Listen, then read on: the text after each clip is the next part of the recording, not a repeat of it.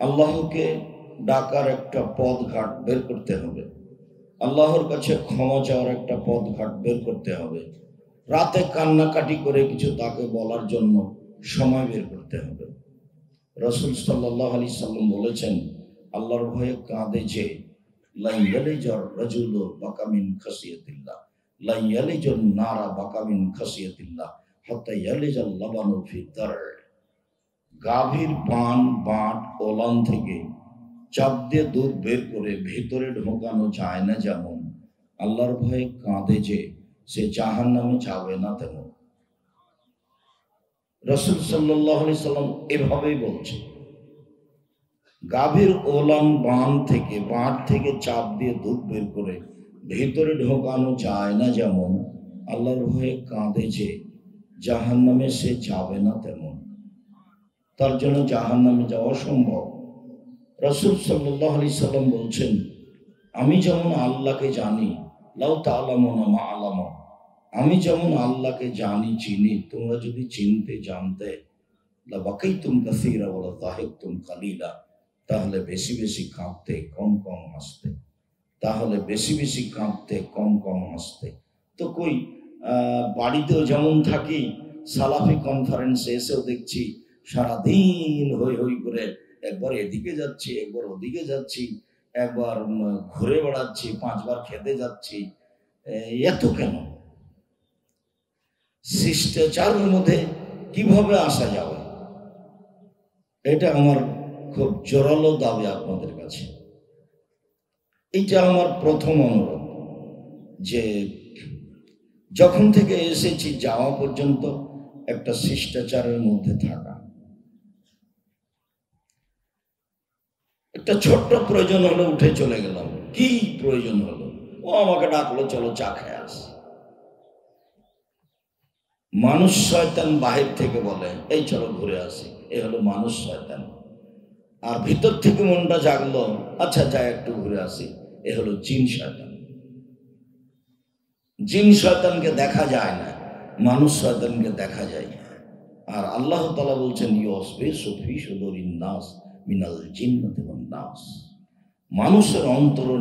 মানুষের অন্তরে কুমন্ত্রণা দেয় মানুষ শয়তান, জিন শয়তান, মানুষ শয়তান, জিন শয়তান।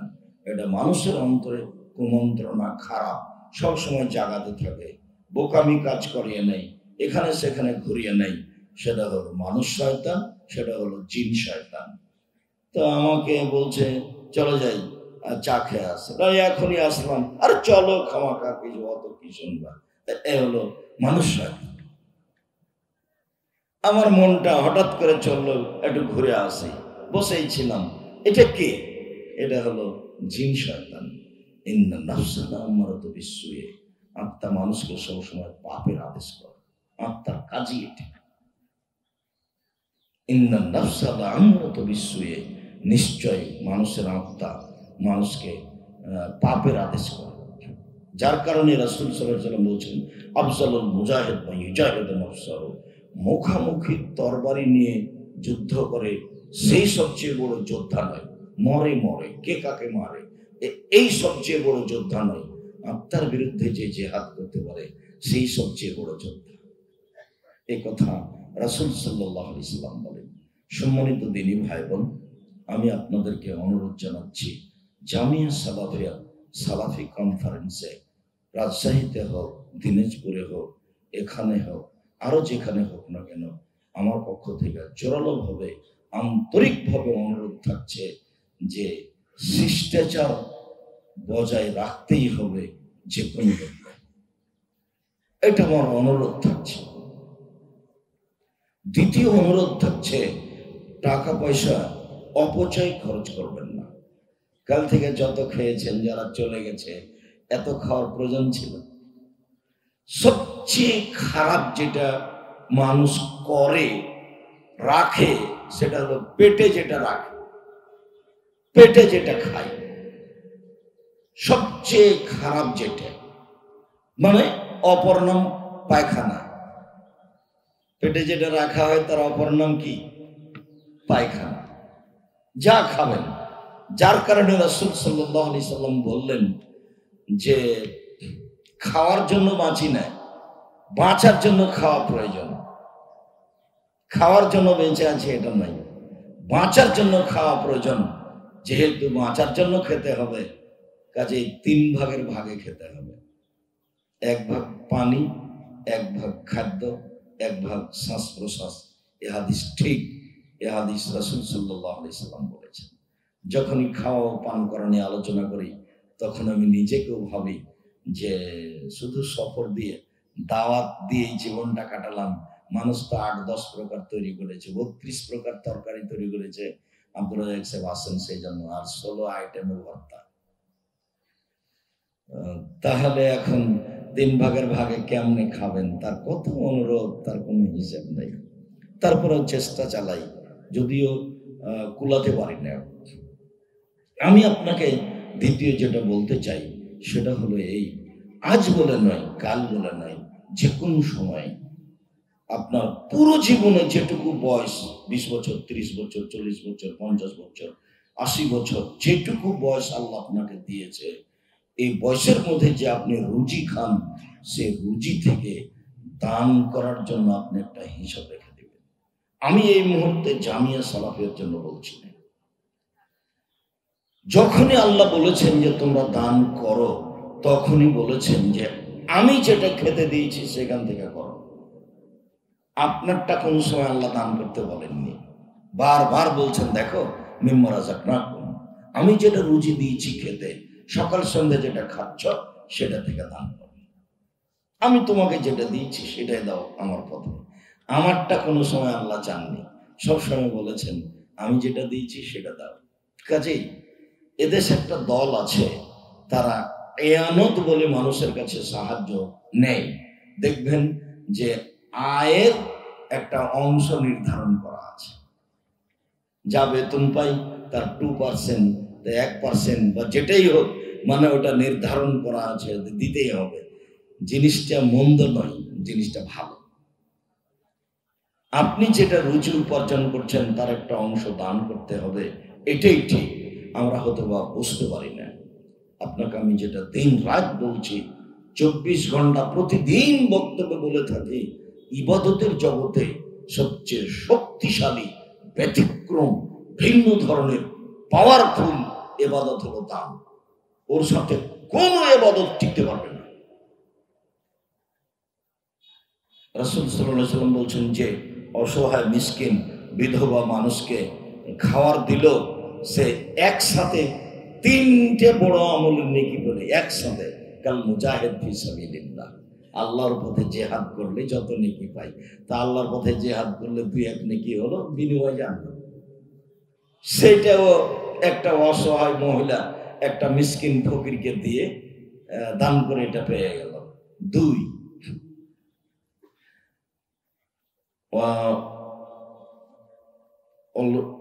ইসল্লি ফিল লাইল, রাতে তাহাজ্জুদ,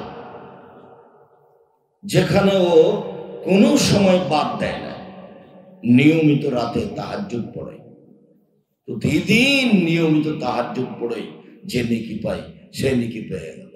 3, নিয়মিত নফল সিয়াম পালন করে যে নেকি পাই সে নেকি পেয়ে গেল।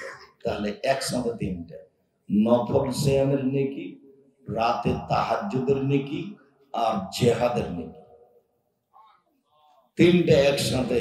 একটা অসহায় মানুষকে দান করে, একটা অসহায় মহিলাকে দান করে, একসাথে 3টে নেকি পেয়ে গেল। মধ্যখানে একটা কথা বক্তব্যের মাঝে মধ্যে বলা দরকার ছিল, যদিও অল্প সামান্য বলেছিলাম। রাসূল সাল্লাল্লাহু আলাইহি সাল্লাম যা বলেছেন তাতে মানুষের জীবনে একটা গুরুত্বপূর্ণ ইবাদত, আল্লাহকে সন্তুষ্ট করার ব্যতিক্রম মাধ্যম, সেটা হলো সিয়াম, রোজা। মনে একটা, জীবনে একটা জরুরি ঘোষণা হিসাবে, নিজের জীবনে একটা জরুরি আমল হিসাবে নিয়ে আসবেন যে আমি বৃহস্পতিবার সোমবার সিয়াম থাকবো যে কোনো মূল্যে। এটা আপনাকে আপনার নাফসের সাথে জিহাদ করে আপনাকে আমলে আসতেই হবে। এটা আপনি নিজের জন্য করবেন, আমল ফরজ নয়, আমল ফরজ নয়। কিন্তু রাসূল সাল্লাল্লাহু আলাইহি ওয়াসাল্লাম বলছেন বৃহস্পতিবার সোমবার আমি সিয়াম থাকি, এই জন্য উহিব্বু আইয়ুরাজা আমালি ওয়া নাসাইম, আমি চাই যে তুমি আমার সাপ্তাহিক রিপোর্ট দেখো, দেখো আমি সিয়াম আছি, দেখো আমি সিয়াম অবস্থায় আমার রিপোর্টটা পেশ করতে চাই। তাই তিনি বৃহস্পতিবার এবং সোমবার সিয়াম থাকতেন। ওনার একটা সবসময় আকাঙ্ক্ষা, ইচ্ছা ছিল যে আল্লাহ যখন আমি মোহাম্মদ আমার রিপোর্টটা দেখবে, তখন আমাকে কি অবস্থায় দেখবেন? সিয়াম অবস্থায়। এইটা তার ঐকান্তিক ইচ্ছে ছিল। আরেকটা ছিল বাৎসরিক রিপোর্ট যখন পেশ করা হবে, দেখো আমি বাৎসরিক রিপোর্টের সময় আমি সিয়াম আছি। সেটা হলো শাবান মাসের সিয়াম। তার জানা ছিল না সেদিন কোন দিন, কিভাবে আমরাই ধরে নিয়েছি সেটা 15 শাবান। ভারত বাংলাদেশ পাকিস্তানের আলে বলে বুঝে নিয়েছেন সেটাই 15 শাবান। রাসূল সাল্লাল্লাহু আলাইহি ওয়াসাল্লাম এরকম কিছু বলেননি। কত চেষ্টা। আয়েশা রাদিয়াল্লাহু তাআলা আনহা বলেন এই রিপোর্টের জন্য পুরো শাবান সিয়াম। উম্মু সালমা রাদিয়াল্লাহু তাআলা আনহা বলেন এই রিপোর্ট ধরার জন্য পুরো শাবান সিয়াম পালন করতেন, শেষের দিকে কয়েকটা বাদ দিতেন। এটা চলমান শাবান। আপনাকে শাবান মাসে বেশি বেশি সিয়াম পালনের অভ্যাস হতে হবে। এইখানে সংক্ষিপ্ত প্রথম কথা, আরাফার দিন একদিন সিয়াম থাকলে আগে পরে 2 বছরের পাপ ক্ষমা হবে। মুহররমের 2 দিন সিয়াম থাকলে বিগত 1 বছরের পাপ ক্ষমা হবে। সারা বছর সিয়াম পালনের 2টা পদ্ধতি। শাওয়াল মাসে 6 দিন সিয়াম থাকলে সারা বছর নিয়ে সিয়াম পালন করে জানে কি হয় তাই হবে। আর একটা পদ্ধতি, প্রতি মাসে 3টে সিয়াম পালন করলে 13, 14, 15, প্রতি মাসে 3টে সিয়াম পালন করলে সারা বছর সিয়াম পালনের নেকি হবে। তাহলে সারা বছর সিয়াম রোজা থাকলে যে নেকি হবে, এই নেকির পদ্ধতি 2টা। এক, শাওয়াল মাসে কয়টা? 6টা রাখেন, বাস সারা বছর সিয়াম পালনের আপনি নেকি পেয়ে গেলেন। রমজান আর এই 6, আমি সারা বছর সিয়াম থাকলাম। আর একটা পদ্ধতি কি? রমজান আর প্রতি মাসে 3টা, প্রতি মাসে 3টা, প্রতি মাসে 3টা, তাহলে আপনি সারা বছর সিয়াম থাকলেন। আর যেটা পরে থেকে গেল সেটা হলো শাবান মাস তো বেশি বেশি বললাম। আর যেটা পরে থেকে গেল সেটা হলো এই যে রাসূল সাল্লাল্লাহু আলাইহি সাল্লাম নিজে ভালোবাসতেন একদিন সিয়াম থাকা, 2 দিন এমনি থাকা। আর দাউদ আলাইহিস সালামের সিয়ামকে সবচেয়ে পছন্দ করেছেন, তাহলে একদিন সিয়াম থাকা, একদিন এমনি থাকা। এরপরে আমি কথা গুটিয়ে নিয়ে এসে আপনার সাথে জরুরি আলোচনাতে আজকের শেষ দুয়ার বৈঠকে, মজলিস শেষ করার বৈঠকে, জামিয়া সালাফিয়ার সালাফি কনফারেন্সের যে শেষ কথা, এই কথাতে আপনি আমার দিনী ভাই বোন হিসাবে যেটা জরুরি জিম্মেদারি পেশ করলাম, আপনার জন্য জরুরি জিম্মেদারি, শরীয়ত এটা ফরজ নয়, সেটা হলো এই বৃহস্পতিবার এবং সোমবার সিয়াম পালনের অভ্যাসী হওয়ার চেষ্টা করেন। আপনি নিজেকে বলেন আমাকে হওয়াই লাগবে, আত্মার সাথে জিহাদ করতে হবে। আর একটা হলো এই যে শাবান মাস আসলে অন্তত 1 তারিখ থেকে 15 তারিখ পর্যন্ত একটা মাসে অন্তত 1 থেকে 15 পর্যন্ত রিপোর্ট ধরাই লাগবে।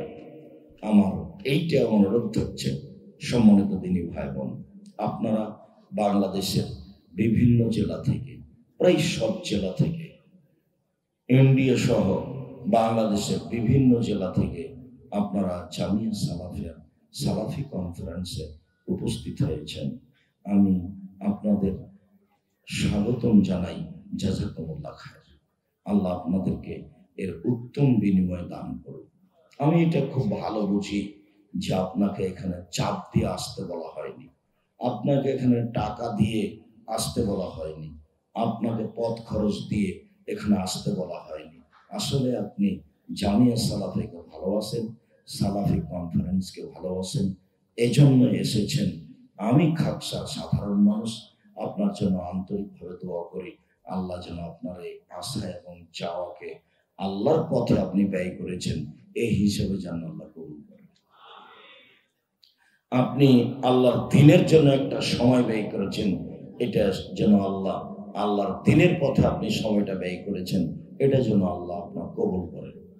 যার কারণে আমি খুব কষ্ট পাই যখন আপনি এদিক ওদিক ঘুরেন, এদিক ওদিক যান, কত মাঠ ভর্তি, রাতে মানুষ দেখি ওই পরিমাণে মানুষ এদিকে আছে, এই রাস্তাতে দেখি ওই পরিমাণে মানুষ এদিকে ঘুরছে।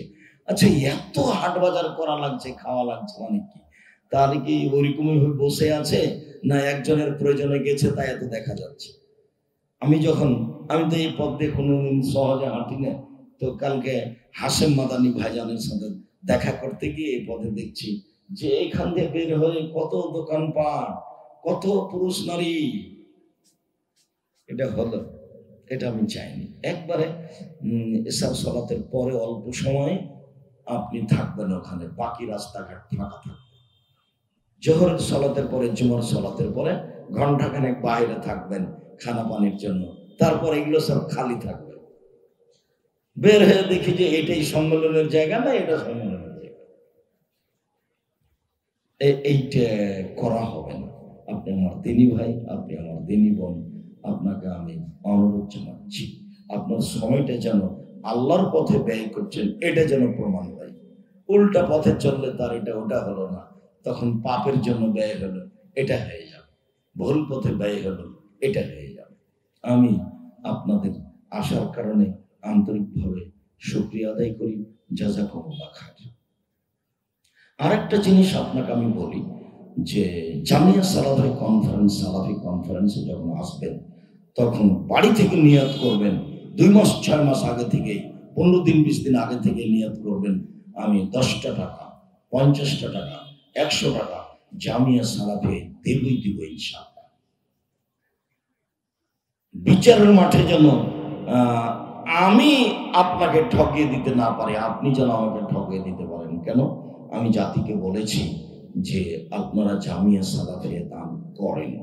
বিচারের মাঠে যদি কেউ আমাকে বলে কই আব্দুর রাজ্জাক সাহেব তো আমাদের কিছু বলেননি, এই কথা যেন আপনাদের না থাকে, তাই আমি আপনাদেরকে দিনী ভাই বোন সবাইকে, দেশ বিদেশে যারা আছে তাদেরকে আমি জামিয়া সালাফিয়া শিরক মুক্ত প্রতিষ্ঠান, বিদআত মুক্ত প্রতিষ্ঠান, দল মুক্ত প্রতিষ্ঠান, হিংসা মুক্ত প্রতিষ্ঠানে 10 টাকা দান করার জন্য বলি।